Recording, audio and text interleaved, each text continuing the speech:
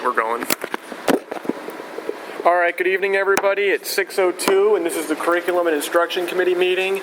In attendance, let's just loop around if we can, starting with Mrs. Bites. Carol Bites. Dane O'Neil. Connor Kurtz. Rob Hurley. Mary Beth Eastman. Jenny Rexford.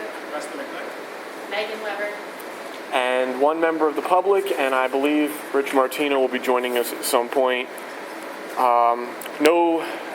No other members of the public. Pretty quiet evening so far. We'll start now with the Pledge of Allegiance. I pledge Allegiance to the flag of the United States of America and to the republic for which it stands, one nation, under God, indivisible, with liberty and justice for all. All right, procedures for public participation. Just if anybody shows up, they can, or just feel free to raise your hand. Item 1, alumni recognition and attachment 1, or item 3, attachment 1. This is a proposal. This is something I brought up in this committee a few times just to discuss, and Mr. McKnight ran with it. Yeah, the microphones don't have batteries, so we're going to have to speak up.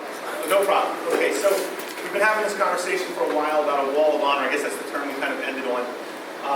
And originally the conversation had gone back and forth about alumni, and I think my personal feeling, and as we all kind of work through this, is that we want to look for anybody in the community who's made significant, substantial contributions. Certainly alumni are important to it, but there are many people in this community who do a lot of things for the school, so I think that they ought to be considered in this overall piece. But you can obviously read the proposal for yourself. The objective is to recognize significant contributions made by individuals or groups to the district, and also to appreciate the altruistic service of an individual group or contributions made to the district, and finally to grow the community and the district relationship. I haven't been here very long, but I've heard the stories from those of you who have. And in terms of community relationships, like pre-2007, and the recession, it was a certain way, and then finances got harder, things got tougher, and there have been some relationship issues that could probably get better. And this would be just one way, not the only way, or the ultimate way to do it. So I think it increases goodwill to the community. Certainly we will be able to help our students and community understand that as a district we value certain behaviors, and the people that we would nominate and recognize are people who model those things, and we can highlight those people and lift them up in terms of their service and excellence. And then just to celebrate the community of the district, I think are really key elements to the idea. I am certainly willing, as we have walked the high school, to host the site, but that's not necessarily the best answer, but certainly I'm willing, and I don't want to volunteer other folks' space, but maybe some other folks would like to have it. That's A-okay and perfectly fine. For us at the high school, to be in the main entrance right by the office, we can clear out some space there. My thought is that in a couple of different ways, how do you recognize these folks? So I did talk to the Reading Country Club, and that doesn't have to be the place, but I just want to get a sense of the cost. If we had a recognition type dinner, it would be around just to say $30 per person. I think my recommendation would be that we give $100 fees, don't make them pay. It's not much of an honor if you have to pay for your own meal. And then we partner, I think, with our art department. We talk about what do we have, and I think our art department is so outstanding that if they could do a charcoal sketch rendering of the person, and then we could give that to the person, I don't know, it's really well, mimeographed, or the right word is, what's it called? Mimeograph. There you go. There you go. It's not my art stuff. So, but you lithograph it, and then we have one in there, and something underneath that recognizes them, along with this dinner, and they invite their families. We would charge the families, and we would all have to pay individually, which is no big deal, I don't think. You have to have a minimum of 25 people at the Reading Country Club. If there is a place in Boundary, which would even be more preferable, I think that would be the best. It's just I don't know. You want it to have a certain level of quality to it. And, I'm sure there are places in the area that others could recognize it. I would think we would tie it to homecoming week. Be a time to do it where you can have this dinner, perhaps either on a Friday night before the homecoming game or on a Saturday the next day. And there's a whole host of ways to do it. If you like the idea, I priced it out. I think we could do this for less than $1,000. I think for $1,000, you can generate a lot of goodwill. If we're having 5 individuals nominated in each opportunity, that's $150 for their meal. It does cost something to have the kids in our department draw those pictures and make those pieces. really be just a nice thing to do and the right thing to do collectively.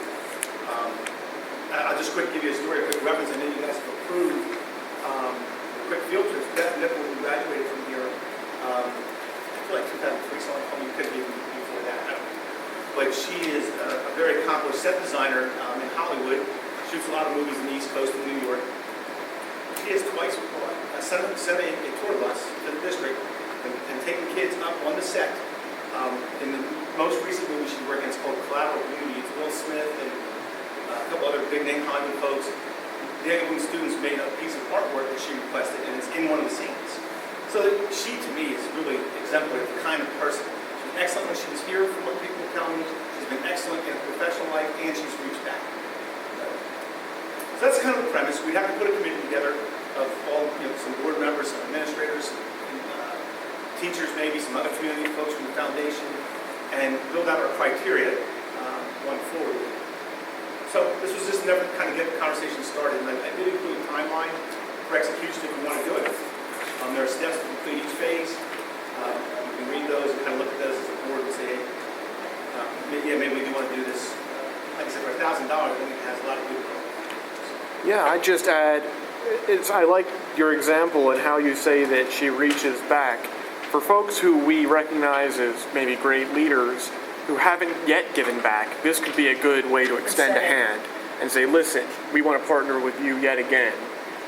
Come join us. I love the idea.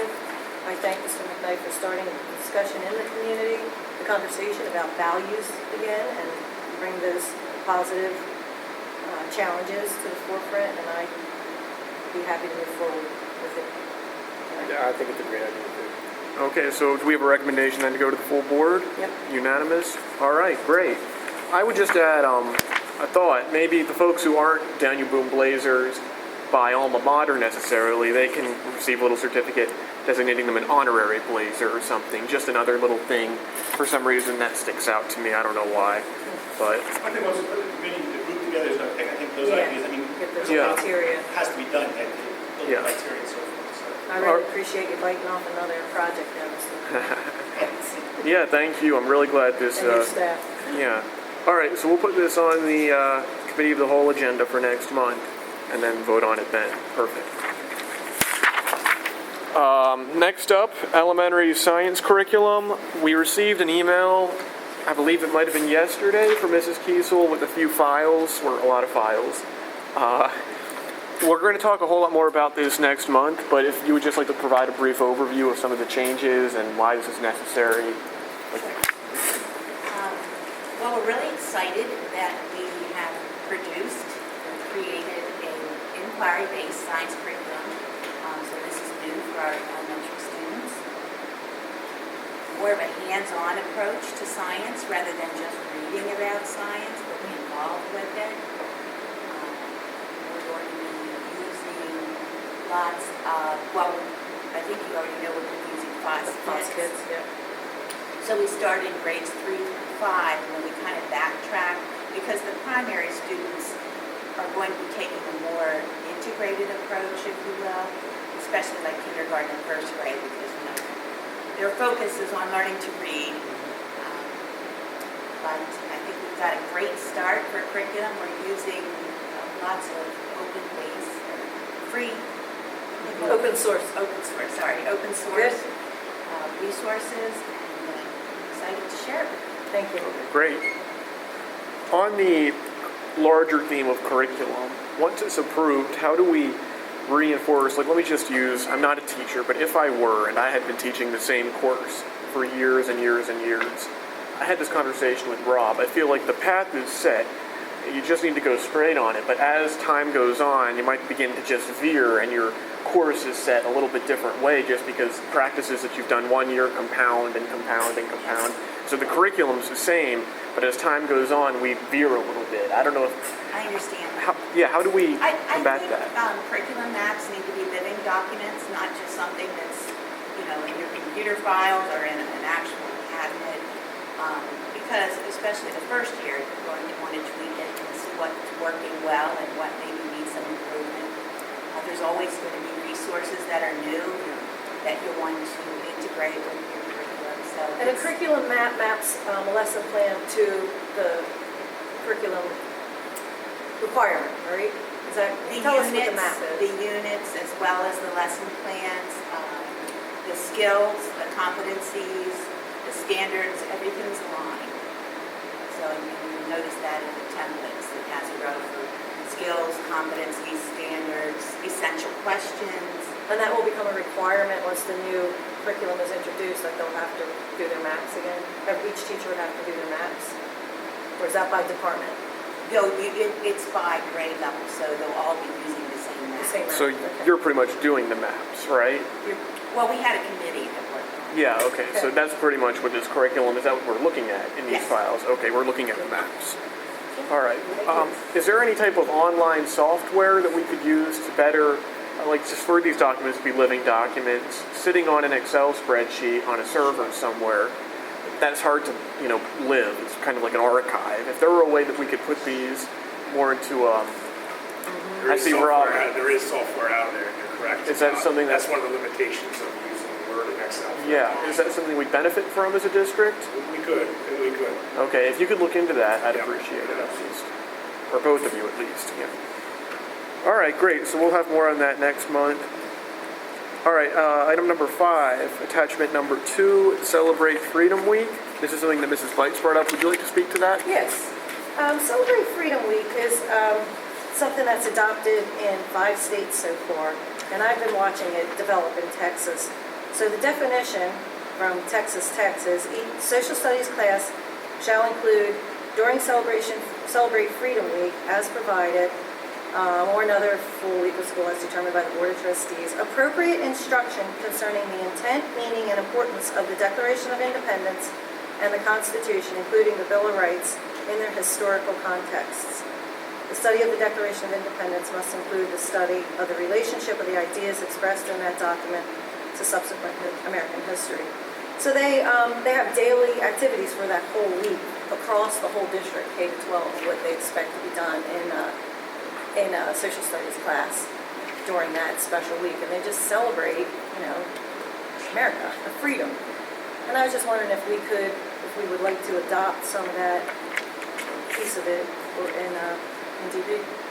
Well, what I thought was interesting about this, it might have been 2009 or a little bit earlier, when they passed the federal government their omnibus spending bill, there was a rider attached to that bill by Robert Byrd, West Virginia's Democratic senator, saying that on Constitution Day, federally mandated all schools need to teach about the Constitution. Otherwise, you're at risk of losing your federal funds. And I thought that was just interesting. And this kind of goes along with that, almost saying that we need to discuss that. And something that Mr. Radke suggested kind of plays into that as well. But I know that from visiting the middle school and walking around, they're looking to update the civics curriculum from the teacher level.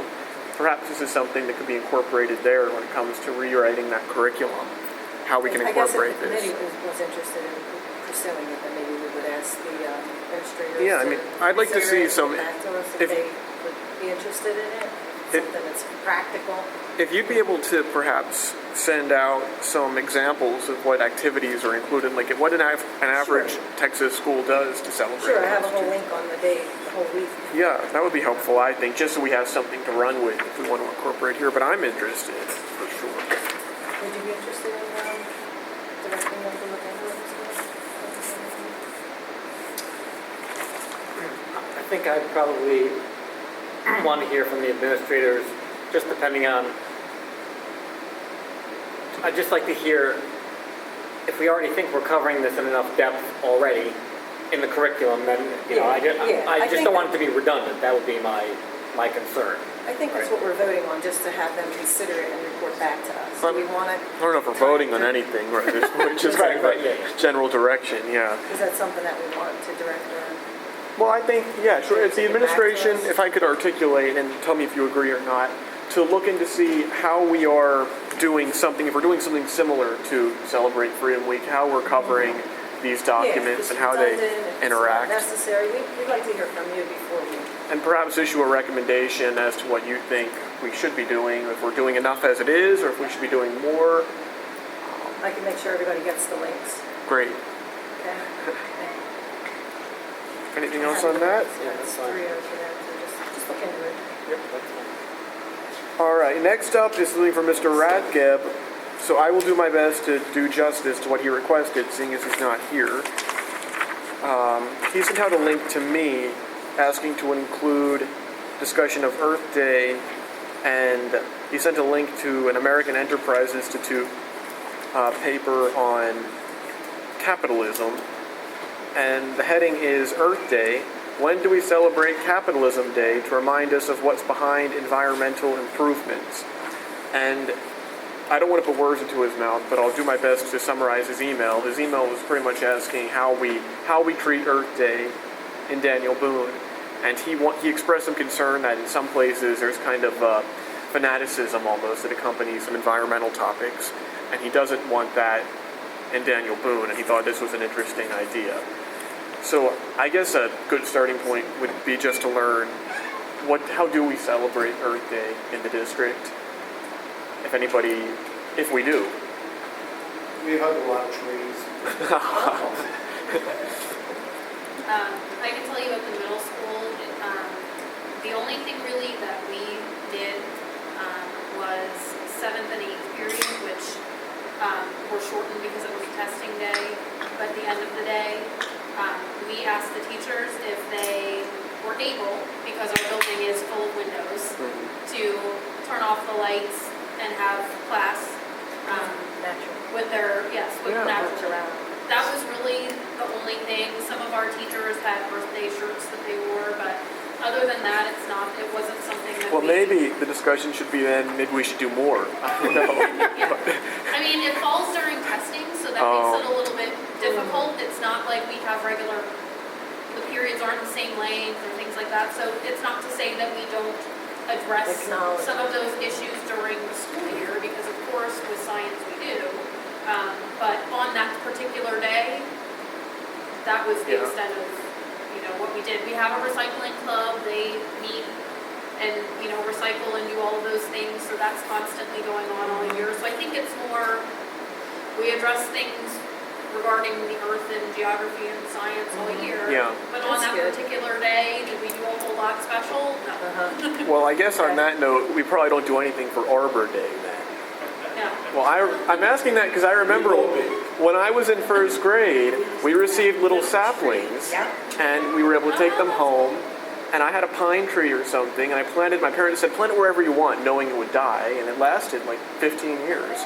So, I don't know, maybe there's another program that we could resurrect. I don't know how we got those saplings, but, We get it from the electric company in Lancaster County. I don't know. okay. But I think this article is interesting about celebrating the free market as a personal thing of mine as well. Might kind of tie in with Celebrate Freedom Week, I think too. so too.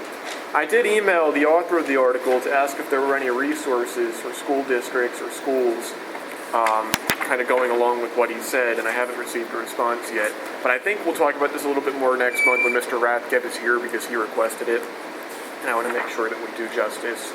Mr. Kurtz, I was joking about the 100 trees. We did a lot with recycling, upcycling, so it was very commercially based as far as what you can do with those products. Old products, reusing products that you want out. What is upcycling? Well, we have a post, we have a post on our Facebook page. So check it out. We'll send that to the. Yeah, I think that's real important that we teach them to be good stewards of the earth. Absolutely. I'm all about that. So it did have a commercial angle to it that you can actually reproduce Oh, goods that people will buy out of the old materials that you have. that's interesting. I think it's, it has merit as far as the capitalistic Yeah. system. But even on that note, I mentioned the Arbor Day anecdote earlier. Those are the things we remember, at least, as we get older. So any way we can create more of those memories, I think. Yeah, feel free to bring us ideas in that regard. If you can find an economical way to do it, I'd love to bring back some of that good stuff. Especially if the electric company would give them to us. Would They you, used to be free. This is, I'm talking about when my children were little, so it's been a while. Penn State You find provides free anything? trees. what's that? Penn State provides free trees. That's where we're planning to go to get them from Nature Center. Okay. Nice. I think the committee would be interested in moving. Yeah. forward with that. Any information you can get us on that, that would be great. I'm thinking there's a technical difference between like a sapling. I'm not sure. These might not have been saplings. I don't know what it is. If anybody knows. Is it still a sapling? Okay. We try to be correct in the curriculum Yeah, instruction yeah. committee meetings. Next up is another Mrs. Bite's proposal here. Superintendent's letter regarding high stakes testing. Yes, thank you. Mr. Copeland is the superintendent of Lower Marion, and he wrote a passionate letter to the community regarding high stakes testing. And the opportunity now, he's on a committee that's working on the implementation of ESSA, the new Every Student Succeeds Act, and how it will be interpreted in the state. And I just want to read the highlight for me of his letter, and it was posted on their website. As we seek to make change, we must also acknowledge that there is a place for standardized assessments. Tests like the Keystones and PSSAs, which many of our students are taking over the next few weeks, can provide important data points in a larger, more holistic set of assessments that inform our work. We do not, however, encourage extensive test preparation in our classrooms. Our position is that tests should be designed to assess material covered in our curriculum. Students should be prepared for what's asked and encouraged to do the best that they can at the time of the test. As we have related previously, our focus is on the learning rather than the test taking. And then, in his previous district, they sought to review the students' PSSA essays after receiving their scores so that we could gain insights on how to help them improve their writing skills. Our requests were denied because of the possibility that questions and prompts might be reused in future tests. When preserving test questions has taken precedence over providing formative feedback for our children, it's a clear signal that our system needs drastic change. That really resonated with me. I'm suggesting that the board, the district, makes a letter similar to this, has all stakeholders within the district, board members who support that letter, everybody wants to sign on, and we post a similar statement to our community and maybe submit as a resolution to Harrisburg, because this is a pivotal time. We can affect some of these decisions if we line up behind the great superintendents like in this matter, like Mr. Copeland, and one from Westchester too has been very, very active in taking a stand against the ridiculousness of the tests. There is a place for them, but it's just out of control. So what do you think? We'll do a resolution and have individuals sign on, or have the board vote, and then I would be interested in getting feedback, because this is from the superintendent, from our superintendent, to see what he thinks. Okay. Perhaps Rob could speak to that a little bit. I know there's a little bit of sentiment among the administrators. I don't know how widespread it is, but I thought if you could Certainly, carry we all feel that our kids are being over-tested, Okay. over-assessed. There is value that we gain from that. We use that to place kids and things of that nature. Right. But the current state of over-assessing, over-accountability puts undue stress on the kids. I think you'll find a common understanding among our entire administrative team Cool. in regards to that. We do believe that the PSSAs and Keystones are one metric. Okay, there are lots of metrics we need to look at when we truly evaluate the holistic approach we take to education in our school district. So we'd be happy either to put together a resolution or a letter Great. on behalf of stating our position to Okay. see if the board will endorse that. Perfect. I don't think we leverage our voice enough in the school district or agree. the school board. I I mean, agree. we have state senator we can get in contact with, state representative, 2 state senators actually represent the district. So So it I'm sounds- fine with this. I'd like to see what the administration brings I will put forward. something together. Thank you. Okay. All right. Next up, item 8, teacher absenteeism versus substitutes versus study halls at DBHS. I'm including this at the request of Mr. Martino. I forwarded along his email to it's included as attachment number 5, and there's a Facebook discussion thread included in here. I don't want to make it a habit of sending out Facebook threads, because I think we are, I don't know, above that almost. Just the social media nonsense back and forth.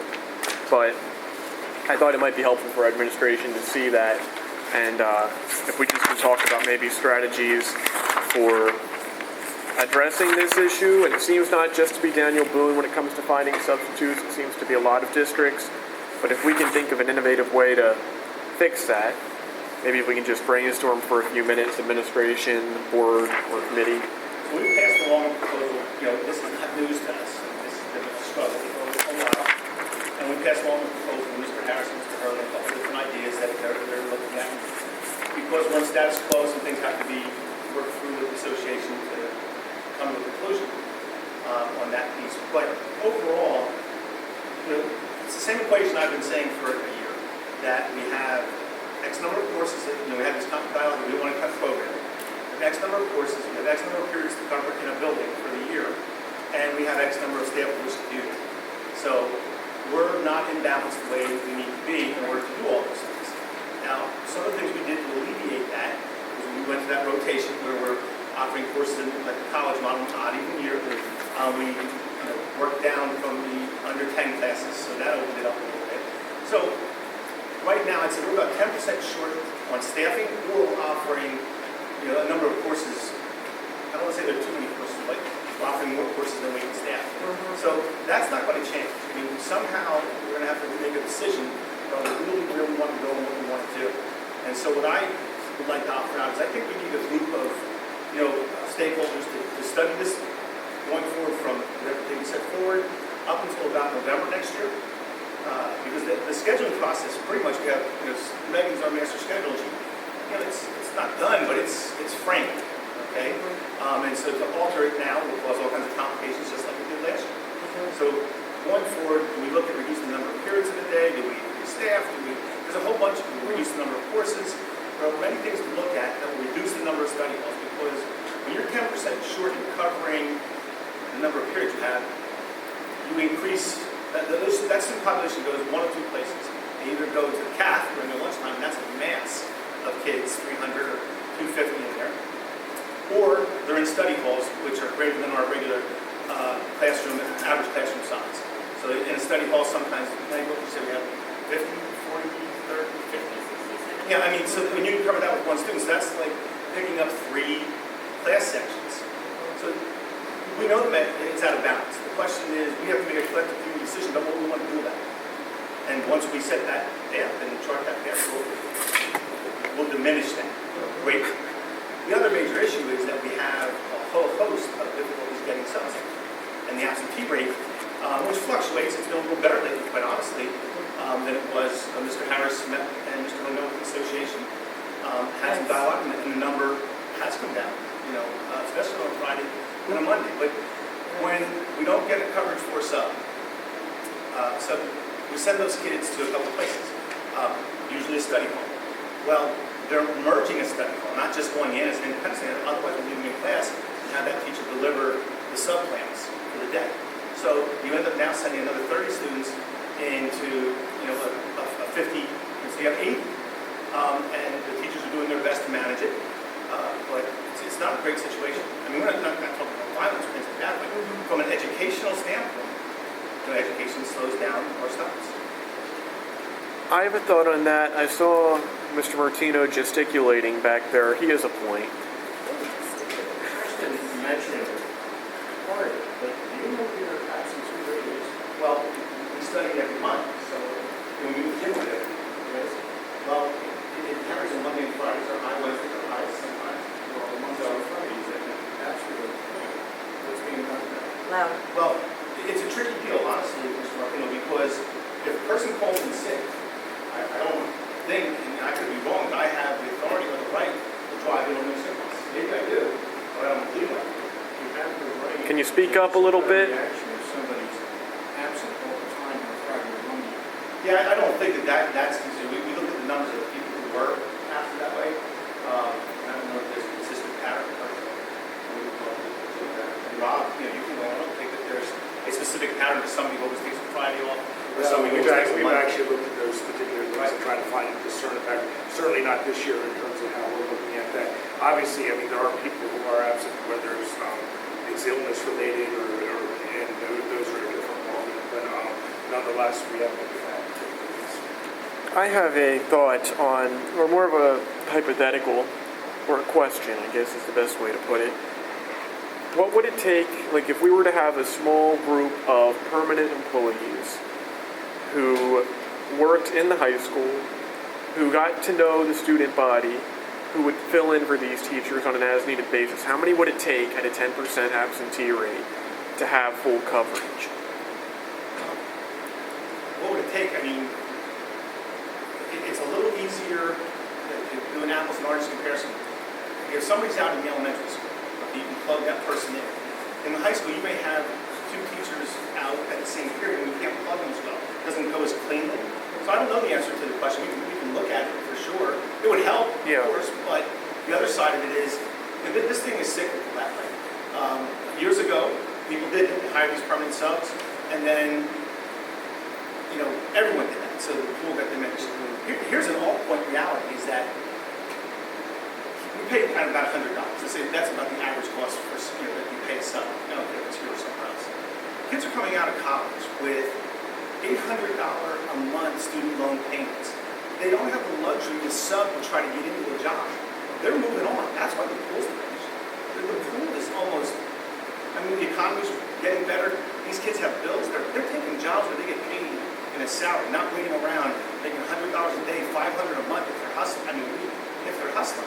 So it's a much bigger and more complicated problem than even hiring a few people. You know, what would you pay them? Yeah. You know, 18, 20,000, you gave them 100 every day. I made that point earlier to Mr. Ogus O'Neill, how when I was in school, so many of the substitutes were retired teachers. Those, There were 3 dedicated subs when we were in high school, oh, okay, and just at the high school, there were 3. yeah, and I'm the, And then each building had We have 10 oh, okay. permanent subs. Yeah, and I remember, but now the point you're making about these younger teachers, they don't do that. So these folks who may have been retired when they were subbing for me, they're no longer interested in doing that. Now they're actually full-time retired. So I guess, how do we, if there's a creative solution out there, maybe we can get together a group of people to brainstorm, and if it's going to cost us more, I don't want to see just days and days of instructional time thrown away. None of us do. So if we have to pay more to plug those gaps. Put a group of people, you know, Yeah, let's do together it. and Get some of these people problems. involved. I mean, there's a lot of people who I think who have bring divergent points to help solve this. Can that be something that you all work on administratively without, is that okay with the committee if the Yeah. administration puts that committee together? Okay. Just keep us appraised what's going on, if there are any meetings that we can Or if you attend. need someone from the board on it, I wouldn't mind being part of the committee also. Yeah, but the sooner we can get that going, the better. I know we're throwing a lot at y'all. Okay, anything else on that issue? All right, next up, we are really far ahead of schedule here. So we'll be able to take a little bit of a break before the marathon meeting coming up. This is just something I wanted to discuss more philosophically, seeing as we have time to do that. It's a nice luxury. I sent out an article to the board last week, and it's not related to education at all, prima facie on its face here, at first glance. But the title is How to Destroy a Great ER, a Step-by-Step Guide, and it was written by an MD who had a job working in an emergency room. And over time, the bureaucracy and the corporate culture just really ate away at what used to be a really great emergency room. And he offered up a, how did you describe it? Was it sarcastic, Mrs. Bites? Yeah. It's, there's an attitude to this article that I appreciated, and the point is he followed the opposite of what he's recommending. And every single point applied to Daniel Boone, I thought, except one, and that was about consultants. I'll list off the points quickly, and then I'm interested in the administration. Please join in this discussion. We have some time, so if we can go over this collaboratively, that would be great. But the first point he made is, if you want to destroy an emergency room, Ignore and undervalue clinical experience. A warm body is a warm body. 2, don't ask clinical staff what they need. Tell them what they get. 3, when an ER is showing signs of distress, address it by creating more administrative positions. 4, automatically turn down any request from clinical staff in the name of saving money, which is something I think we've done here. 5, no one knows the unique struggles, challenges, and problems that your emergency department faces like an outside consultant. Your people inside know best. 6, make sure your emergency room physicians are constantly reminded that they have no negotiating power. You have the say on whether their contract is renewed. 7, all of the many emergency doctors in your system are doing exactly the same thing, so it's fair to directly compare them to each other. And 8, create an environment where it is impossible for your clinical staff to succeed, then blame them for the failure. So I had how we can apply this to Daniel Boone for each of these points. Here, when he talks about don't ask clinical staff what they need, but instead give them what we think they need, my question for all of us is how do we, if I were a teacher and I came up with a new way to do something, and it may require some resources, whether that's more time to figure it out, more time to plan, more time to prep, or more money, what would be the procedure I'd follow to make it happen? Would I go to my principal, who would in turn go to the assistant superintendent, who would go to the superintendent, who would come to the board? How do we address that creativity? And just interested in how we do that now. How does that work? Or any comments on it? Yeah, basically it starts off, if someone has a good idea or something like that, it's brought to their immediate supervisor, which is either an assistant principal or a principal. From there, it's brought to our administrative cabinet level, and ideas that we think have merits are brought to that level. We look at it, we discuss the merits, we discuss the research behind it, whether there's strong supporting research behind the idea itself.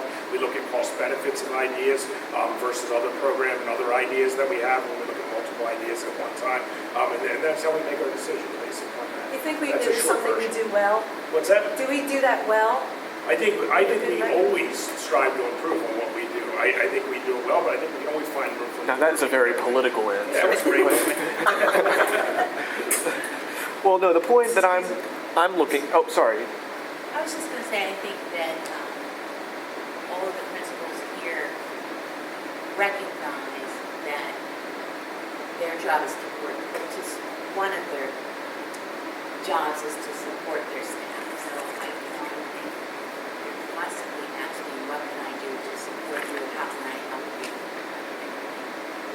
And I think that's something then that we perhaps might need to do better as a board, asking our administrators, what can we do to support you? Because I think that the board often makes a bit of a mistake there in not asking what you need, but rather this is what we're giving you. So I think all throughout that process there can be improvement. But there comes a point where, like if I were a frontline teacher and I were working in a classroom and I came forward with an idea that was never implemented, it didn't really bubble up that chain, or it did, but it was shut down. I come forward with another idea, and it doesn't go anywhere, and another idea. At some point, I'm going to stop coming forward with ideas. So if we could turn that spigot on and get some of those ideas flowing again, I think that would be great for the entire district. I don't know if anybody else wants to say anything there, but that was my thought.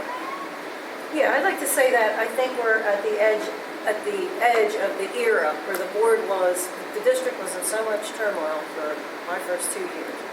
Where the board was sort of running things, get me this, do this. And I would like to just say to the administration that I think it's the end of that era and it's time for you guys to start managing things and bringing them back to us, opening them up from all different levels.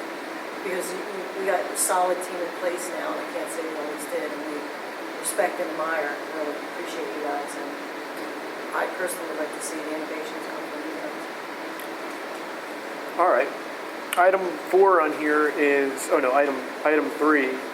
When the ER is showing signs of distress, address it by creating more administrative positions. I don't think we've done that in recent memory. We have cut some administrative positions, so I don't think we do that. But even in terms of bureaucracy, it doesn't necessarily need to be an administrative position. It could be maybe a committee that something needs approval from, or it could be a procedure that needs to be followed to a T. It could be a variety of things that stand in for those admin positions. So again, any way we can think outside the box, turn on that spigot of ideas. I don't really have much on that item beyond that.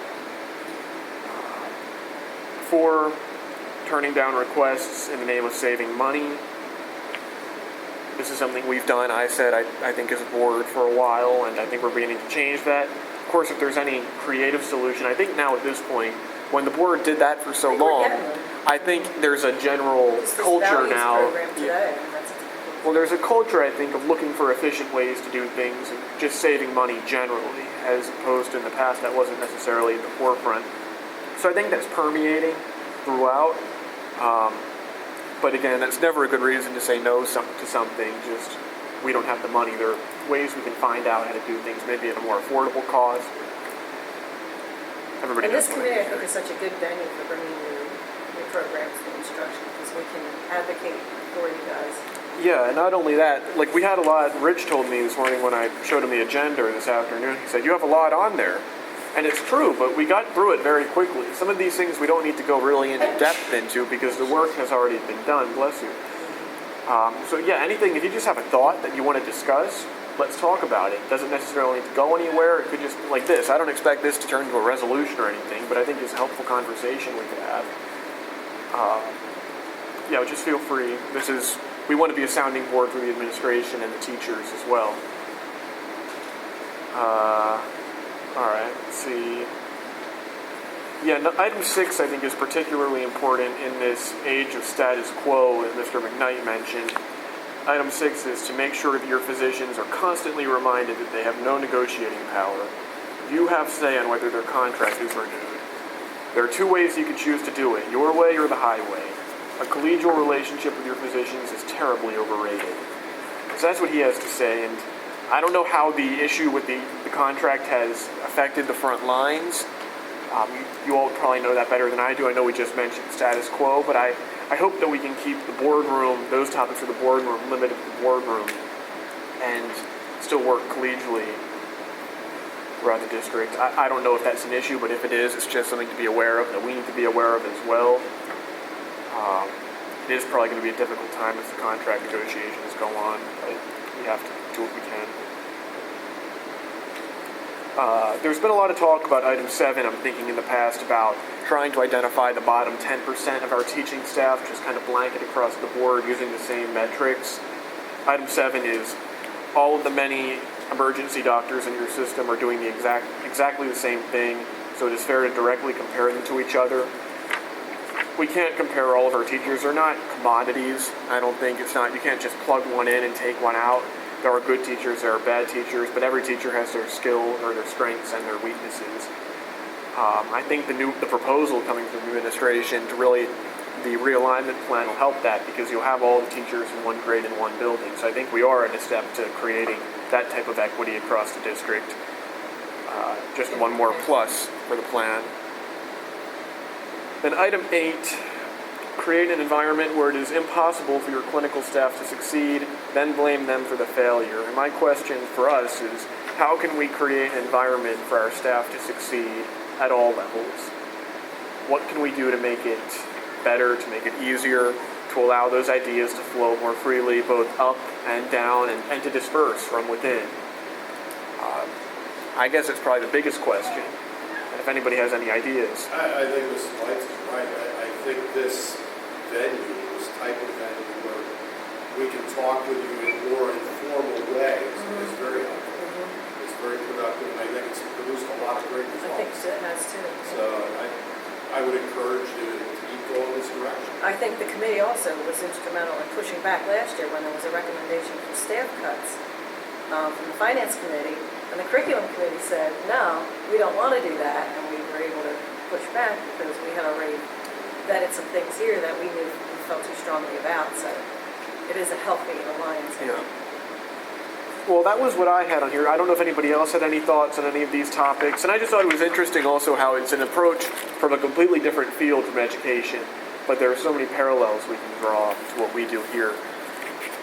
So comments on that or anything else? Yeah, Does well, anybody want to? Yeah, I mean, we have, Discussion at this point? yeah, we have 45 minutes, and if we adjourn maybe around 7:05, 7:10, we'll still have a nice break before the voting meeting. So if anybody has anything we want to talk about, anybody in the public has anything they'd like to bring forward, just we have time. If not, something to think about for Yeah, future I'll give meetings. you just a heads up on this only because this will come rather quickly in next month. The survey data was collected from the Chinese, and whether there was a significant interest, Really? just so you do know, and we'll present that to you in our next meeting. And so it's something we would like to discuss further, especially the limit when you look at a cost-benefit analysis of that. First, it's good for kids because Chinese is a major language, one of the largest countries in the world, et cetera, et cetera. But the other piece of that is it's $5,000 to do that, and granted, it's not the same as having a teacher live in front of you, but they're on camera in front of you, which is at least something. Be a neat pilot program. Yeah, and so it's something we'd like to at least discuss in greater detail, and next time we have a meeting with people. Are there- Jenny, if you have anything you want to add, jump in there. What grade would that be introduced? I think we would start in middle school, in probably 8th grade, Jenny, would that be? We were informally, we've discussed some of these things. The technology is in place. We have for the that. technology. Are there studies that have been done that you've looked at that show how effective that type of learning is, where you have the teacher on a screen and then you have the students on their own or under the supervision of another teacher? I'm just curious, because I don't think that would really work well for me, but I'm just one person, and that seems to be how a lot of new things are Your taught. thought process Real is good along the right lines. I mean, kids learn differently in different ways, and so some kids are very responsive to those types of environments, and some kids are less responsive and will be less successful in those types of environments. So you'll see that. This type of thing, it's not brand new, but when you talk about doing research studies behind it, there's still, the research needs to be generalizable over, so it's replicable. So you still, before they do any major meta-analysis on those types of things, there needs to be more studies done on those. There are some studies out there. I think what you do see is you see that like a purely cyber type of environment where there's no interaction, okay, and it's purely done digitally, isn't as effective as a brick and mortar. This is like preliminary research. Blended types of environments tend to work better, which is closer to this, but it doesn't follow that model exactly. But you got to be real careful with what's out there. Again, the research is very preliminary, and again, I think it's different for different kids. Some kids do great in these types of environments. Some kids, it's not for them, and it's not the right environment. It's almost like we'd have to find a way to cull those kids out. Who would be more, they may want it, but how, what are the criteria or teacher ratings that? Yeah, and I think that's a great point, Carol. I think the selection process for a course like this, Maybe a we really recommendation want to from be a very teacher, careful about what we're doing would- because we don't want to set a kid up for failure either. Especially Chinese is a very rigorous language because the Imagine. letters as well as the It's language simple. itself, it's one of the harder languages to learn. And so I'm sure it's out there. I'm sure you make a good Well, recommendation. I want to ask, what would be our goal in bringing forward this language? Would it be to create fluent Chinese speakers? Would it be to gain greater appreciation for Chinese culture? Would it be for a conversational level of understanding? I want to know what our goal is before. Yeah, and I think all of the above is exactly what you want, a greater understanding of culture, certainly, but ultimately, and it will not happen in the first year, you want students to be able to read the language, you want the students to be able to speak the language, but then when you're getting to a point where students that fluent, you're talking the upper levels of any foreign language, like the 4th level or 5th level, when they're really I'm going to be in China and speak fluently and people actually understand. But any exposure, I think, would be good. Well, I don't know. Expose them. I'm going to disagree with that a little bit, and I'm going to challenge you on that 4th or 5th level. You're going to be able to communicate, and I've complained about this a lot, both in Daniel Boone and college. And so I took Spanish in Daniel Boone, beginning in, I believe it was 7th grade. We had cultural exploration and Spanish 1 in 8th grade. I just finished Spanish at the college level last year, and I'm not fluent in Spanish. I can see words, I can understand them. I can't speak Spanish, I can't write Spanish, I can try to discern Spanish, and I'm not, this is just me, but all of my friends as well, all of my Daniel Boone comrades who went through the system, and whether it's Spanish, German, or French, I have yet to meet one who is fluent in any of those languages. Yeah, and it's all, it should be, as any course, it should be outcome-based. I mean, what are we trying to accomplish? How are we measuring that, and are we effective? Certainly that anecdotal feedback would be Well, considered. and that's what I want to talk about here, is how can we Well, I have to take a little issue with that. 'Cause Sure. I took 1 year of German at Plymouth White Marsh High School in White Marsh, Pennsylvania. And when I went to Germany, a lot of that German came back to me. The foundational stuff, I was able to pick up a conversational German just based on some of the words that I knew from 1 year in German. Wunderbar. See? That's all I Exactly what I know. said. Good discussion to have, though, definitely. No, yeah, any way that we could, again, maybe we could work with our Spanish and Yeah. French and German teachers to figure out what we're trying to work toward. And I know this is a big discussion at the collegiate level. Like, what is the purpose of language, not just in college, but even in secondary education? Is it to create fluent speakers? And a lot of professors say it isn't. It's to give that background of just the elementary understanding, a passing knowledge of the language, an ability to, if you run into somebody on the street, to be able to form that connection to get the information you need, more of a transactional knowledge of the language. And I think it's how far you pursue that, too, like how far in the levels you ultimately. It might not be enough to read Yeah. Don Quixote in Spanish, but you might be able to barter if you go to I think Tijuana. there's merit to just making these kids reach to try and learn how to learn. Well, one of the most beneficial aspects, and I guess we have this time so we can talk about this stuff, I guess. One of the most beneficial aspects I thought of taking a foreign language was how it reinforced my knowledge of English. I remember when learning Spanish, we're learning about gerund phrases and even things that we do in English all the time, conjugation, all of these different things, but we're learning the terms for them. So my knowledge of English was reinforced by learning Spanish, and maybe there could be some merit there in bringing those two languages together. But on the other hand, I feel like it held me back a bit because I didn't always know some of the grammar constructions. I think we spent a week diagramming sentences in middle school, and that would have been very helpful, I thought, when it comes to learning a new language. So there's really places we can learn, both in terms of how we teach English and how we teach foreign language. Well, I'm looking forward to seeing that plan come together and perhaps as a Yeah. highlight. So thank you for that initiative. Anything else during this open session, I guess? If not, that's fine. We'll move on to the final topic. Proposed meeting pattern change. This is something that Rob brought up to me, how it would be helpful for the administration if we had these meetings concurrent or before the committee of the whole instead of the voting meeting. Just because, what was your rationale for that, Rob? Well, it helps us. One of our goals, obviously, is to have every questions that you guys have answered. And so, in terms of getting the right people on the right nights at the right meetings, for example, I'd like to have my principals at this meeting for obvious reasons. I also like to have them at the Cal meeting, so that's real important. But our curriculum lines up with the voting meetings, and we're just trying to align our staff up accordingly. We had talked about the reasons why I was on this night originally, and those reasons may not be there. So if possible, it's something we wanted to explore in terms of how we, put our people in the right spots so that we're here to Yeah, answer I questions. appreciate that. Yeah. That's the innovation we're looking for too, the efficiencies coming from. Yeah. So I brought it up with Mrs. Bites if we can flip, and she thought that would be fine. I'm just thinking now, though, facilities meets at the same time we do, and I know Jeff is on facilities, and he's also on policy.